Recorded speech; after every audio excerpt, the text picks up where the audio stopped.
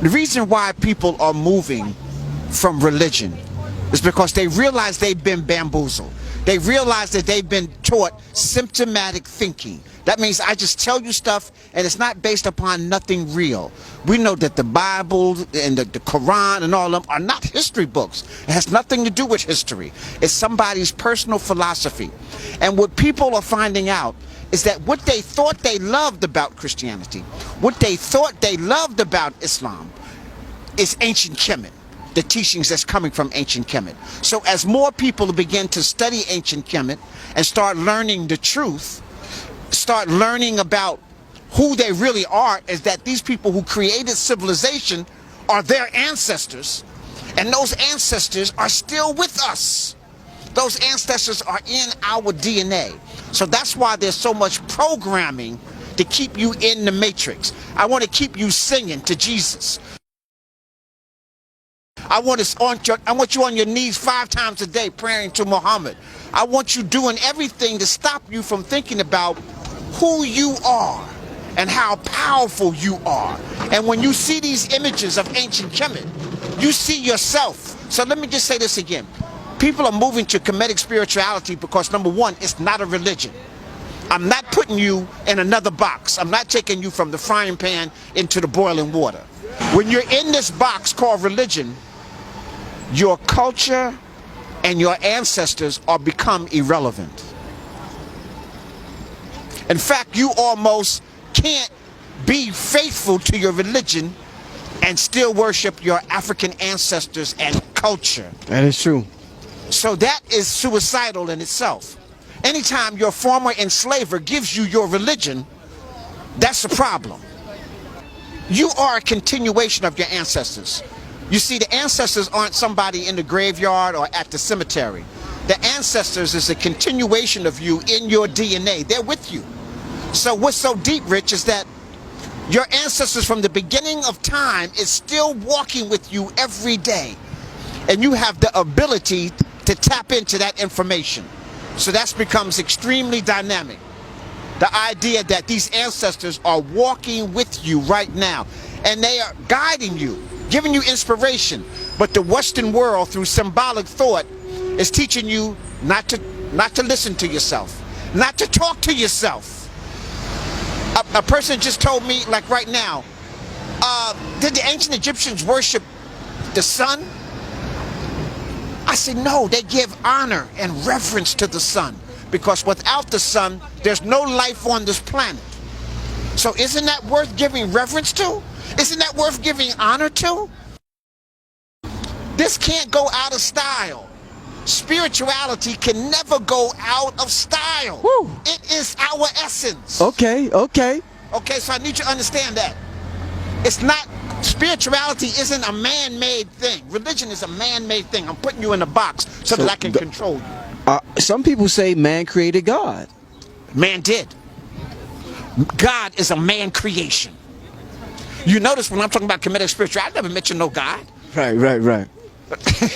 God, man created God in his own image. And listen to when you look at the Bible, Rich, God is a jealous God. Yes. God chose people over another people. That sounds like some man stuff. That sounds like a twisted man who got a God complex. And he's ego tripping. And he creates women and he puts women, everything is her fault. Not understanding that he came from this woman. It always amazes me that you can tell me that woman came from a man's rib. How can somebody believe? See, that's the symbolic thought. What you got there? What's that? This is my new book, Menchuhotep in the Spirit of the Magi. Most people are familiar with my book, Spiritual Warriors Are Healers, which is used now in over 40 universities. And it's used under African studies, spirituality, and philosophy. You notice I said spirituality, because spirituality frees you from the box. It says that the Creator exists within me.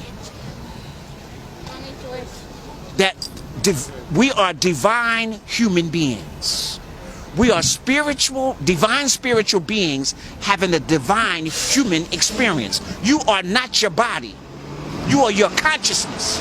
So spirituality is trying to raise your conscious level so that you become one with this whole planet, become one with nature. See, let me say something else. Spirituality is always trying to keep you in tune with nature.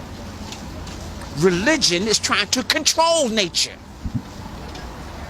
It's outside of nature.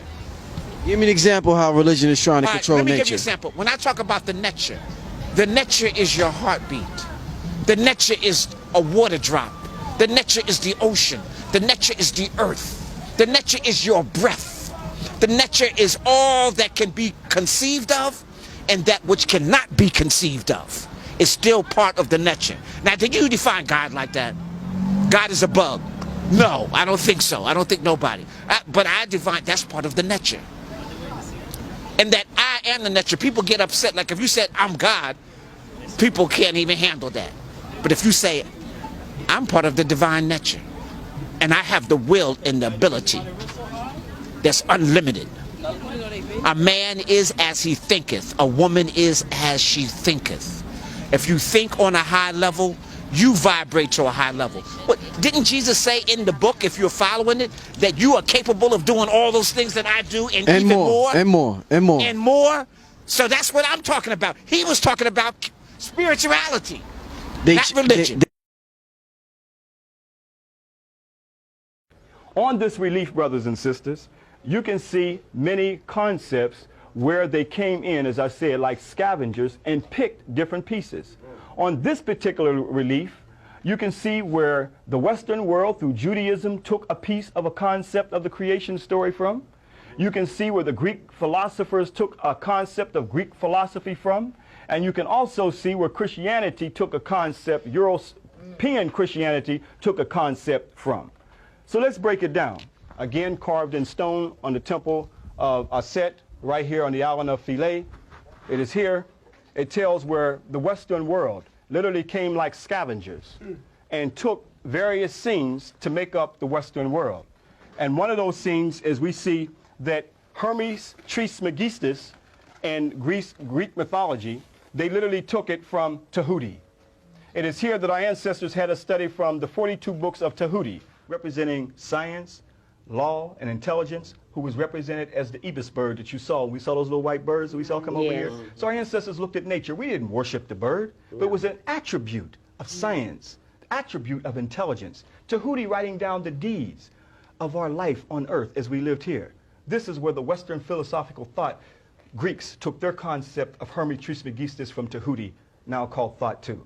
So we see Judaism took God Khnum fashioning man out of clay and called him Jehovah. But notice the God Khnum fashioning man on the potter's wheel out of clay. This is where Judaism took a portion of this to make up their Genesis story with the Sanhedrins around 250 BC. From this relief right here of God fashioning man and woman on the potter's wheel.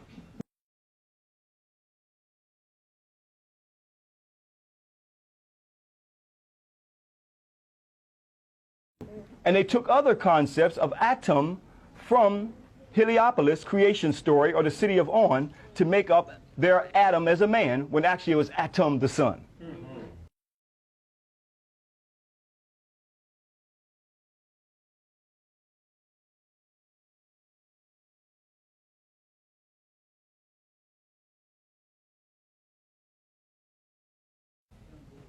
And we see European Christianity took from the goddess Isis and Horus and made up the European, again, let me express, the European version of Mary and Jesus. Copied directly from these reliefs right here.